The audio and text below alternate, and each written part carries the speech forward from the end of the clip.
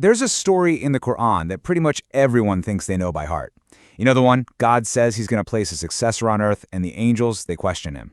Let's just quickly run through the story that everyone knows, the traditional take on Quran, chapter 2, verse 30. So the story goes like this, right? God announces he's putting a successor, Adam, on earth. And then the angels pipe up and ask, why? Why put someone there who's just going to cause corruption and shed blood while we're over here perfectly worshiping you? And God's response is simple and final. I know that which you do not know. Sound familiar? Of course it does. This is the version we've all heard 1,000 times. But here's the thing. This traditional story, it has a huge problem, a massive one. It creates a direct, head-on collision with an absolute unbreakable rule laid down somewhere else in the Quran. And here it is, from Surah Al-Anbiya, verse 23. The Quran states, crystal clear, he is never questioned regarding what he undertakes to do, but they are questioned. Let that sink in. It's an absolute. God is never questioned about his actions. It's a fundamental law of the universe he created. The questions only go one way, from God to creation, never the other way around. So do you see the problem? On one hand, we have the popular belief that angels question God. On the other, we have an ironclad Quranic law that says God is never questioned. These two things cannot exist together. They just can't. And as Dr. Hani shows, since the Quran's own rules are non-negotiable, it means our understanding of that story has to be what's broken. But what if I told you that entire story, the one we've been taught for centuries, is built on a foundation that's, well, completely wrong? What if it's based on a total misreading of the verse? Let's get into it. I mean, really think about it. What if that famous dialogue wasn't between God and his angels at all? Get ready, because what we're about to unpack is going to challenge a belief that many hold as absolute. The evidence, straight from the Quran itself, points to a reality that's not just different, it's way more consistent. The real speakers were a group the Quran calls the Ba'uda. Now, Dr. Hani identifies this group as a specific faction from among the children of Israel, the Bani Israel, and they're described as a group known for creating division, for injecting harm, and causing discord. I show on the screen ayah 26 and 27, which clearly talk about the Ba'uda, those who rejected and reneged on their covenant with Allah.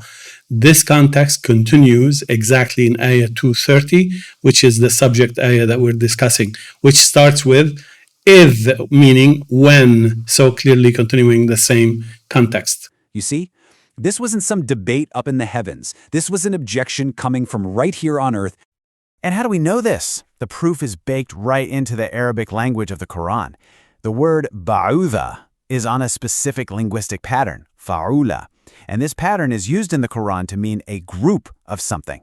A perfect example is the word hamula, from the same pattern, which means a group of load-bearing animals. So linguistically, ba'udha isn't just one thing. It refers to a group of people. It's undeniable. So suddenly, the whole picture just snaps into focus. When God, through his revelation, announced a new steward or successor, it wasn't the angels who spoke up. No, it was this human group, the Ba'uda, who shot back with this defiant statement, basically projecting their own history of corruption and bloodshed onto whoever was coming next. Okay, so we've identified the speakers. That's a huge piece of the puzzle, but it's not the only piece. The next step requires us to unlearn something else, something just as fundamental. We need to completely rethink the word Adam. Now listen closely to this. The word Adam in the Quran isn't what most people think it is. It's not the proper name of the first human being ever. Dr. Hani's Quranic methodology demonstrates that it works more like a variable or a title. It can refer to a steward, a successor, a leader, whoever is the key character in that specific context.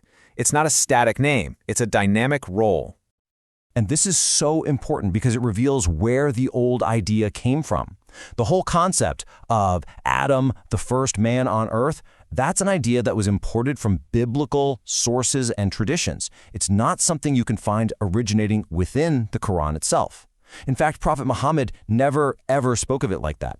So to really understand the Quran on its terms, we have to set aside those external ideas and see how the book itself uses the word Adam as a title for a steward entrusted with God's guidance. All right, we're almost there. We have one final crucial layer to peel back. And this one is just a beautiful look at the sheer literary genius of the Quran. We have to understand that in the Quran's powerful style, A question isn't always a question.